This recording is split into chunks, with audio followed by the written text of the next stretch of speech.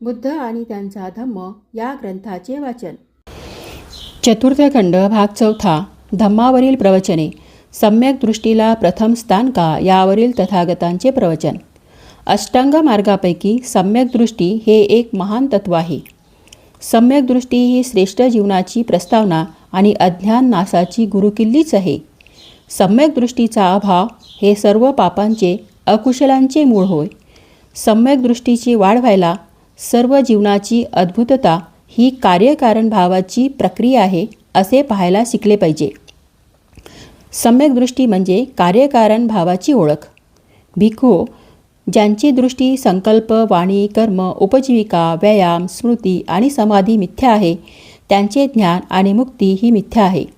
ज्यांचे प्रत्येक कार्य, वचन, विचार, ऐच्छिक कार्य, आकांक्षा, निग्रह आणि सर्व व्यापार ही सर्व अशा मिथ्या दृष्टीने साधलेली असल्यामुळे ती तिरस्करणीय, दुःखकर, जुगुप्सा उत्पन्न करणारी आणि हानिकारक असतात. आणि हे सर्व का? तर त्यांची दृष्टी मिथ्या असल्यामुळे. आपला मार्ग बरोबर असणे एवढेच पुरेसे नाही. एखादे बालकही योग्य मार्ग स्वीकारते, परंतु त्याचा अर्थ असा नव्हे की त्या बालकाला मार्गाच्या योग्यतेची जाणीव आहे. योग्य मार्गाचे अवलंबन करायचे म्हणजे योग्य मार्गाचे ज्ञान पाहिजे. हे आनंदा, यथार्थ भिक्खू कुणाला म्हणता येईल?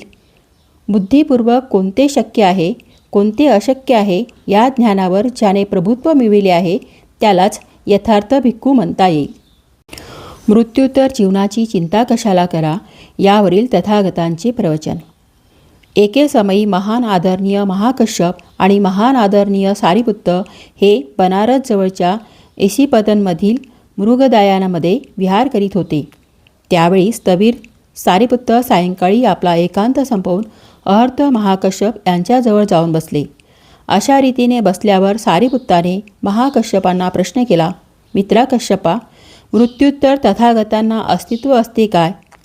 तथागतांना मृत्युत्तर अस्तित्व असते किंवा नाही यासंबंधी तथागतांनी काहीच सांगितलेले नाही. मग तथागतांना मरणोत्तर अस्तित्व असते आणि अस्तित्व नसते अशा दोन्ही गोष्टी मानावायच्या काय? हे सुद्धा तथागतांनी म्हटलेले नाही. तर मग मित्रा, तथागतांना मरणोत्तर अस्तित्व नाही अथवा नाही असेही नाही असे मानावायचे काय?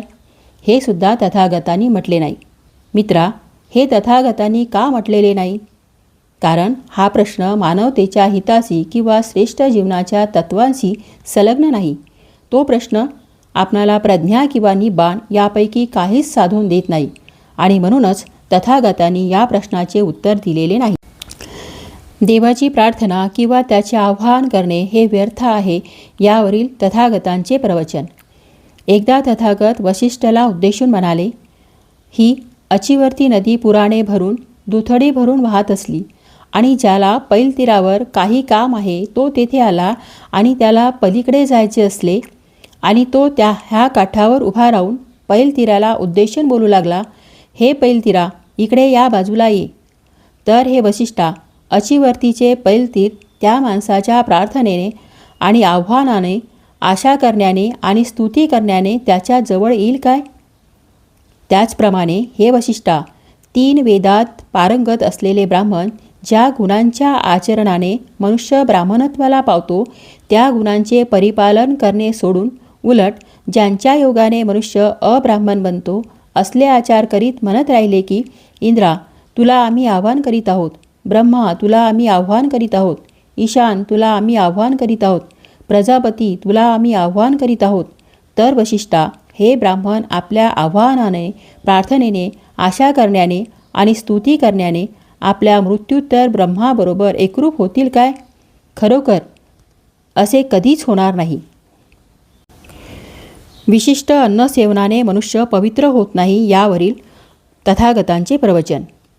एकदा एक ब्राह्मण तथागतांना भेटला आणि त्याने अन्नाचा माणसाच्या शीलावर होणाऱ्या परिणामाचा प्रश्न काढला. तो ब्राह्मण म्हणाला, ज्वारी, ताड आणि माड यांची फळे, डाळी, कंदमुळे आणि अंकुर हे अन्न सदाचरणाने मिळवून सेवन केल्याने चांगले जीवन जगण्यास प्रेरणा मिळते. मृतमांस खाणे हे वाईट आहे.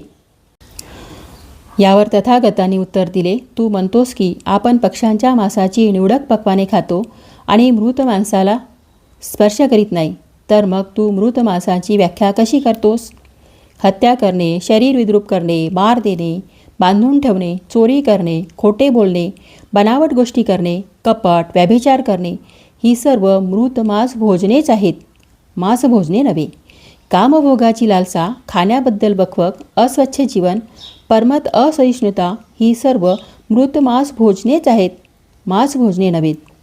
कोणाचीही त्याच्या मागून निंदा करणे, कौर्य, विश्वासघात, निर्दय अहंकार, कृपणता ही मृत मांस भोजनेच आहेत, मांस भोजने नव्हेत. राग, लुच्चेगिरी, विद्रोह, कपट, द्वेष, फुशारकी, गर्व, कुसंगती ही मृत मांस भोजनेच आहेत, मांस भोजने नव्हेत. नीच जीवन, निंदा, अफरातफर, फसगत करणे, लाडीलवाडी करणे, दुष्टपणे दुसऱ्याची दुष्कीर्ती करणे ही मृत मांस भोजनेच आहेत, मांस भोजने नव्हेत. हत्येस, चोर कर्मास प्रवृत्त करणारे सर्व अपराध शेवटी माणसाला नरकात ओढतात, ते सर्व मृत मांस भोजनेच आहेत, मांस भोजने नव्हेत. शंका घेणे हाच ज्याचा स्वभाव, असा माणूस मांसमत्स्य सेवनापासून परावृत्त झाला. वस्त्राचा त्याग करून दिगांबर अवस्थेत राहू लागला. शिरावर जटा मुकुट वाढू लागला किंवा शिरोमंडन करू लागला. वस्त्राऐवजी कातडी परिधान करू लागला. यज्ञयाग करू लागला. पुण्यार्जनासाठी तपश्चर्याचा अवलंब करू लागला. तीर्थात स्नानार्पण करू लागला. आहुती देऊ लागला आणि दुसरेही क्रियाविधी करू लागला, तरी तो कधीही पापरहित होऊ शकणार नाही. आपल्या इंद्रियांवर प्रभुत्व मिळवा. आपल्या सामर्थ्याने संयम कराव्यास शिका. सत्याची कास धरा आणि करुणामय व्हा. जो सत्पुरुष सर्व बंधनाचा त्याग करून दुःखावर विजय मिळवतो, त्याने काहीही ऐकले पाहिले तरी त्याला दोष लागत नाही. तथागतांची ही उच्च विमोचक सत्ये, मृतमांस म्हणजे काय याचे केलेले निरूपण आणि दुःख निरोधाची शिकवण ऐकून तो ब्राह्मण तथागतांपुढे नम्र झाला आणि भिक्खू संघात आपणाला समाविष्ट करून घ्यावे अशी त्याने विनंती केली.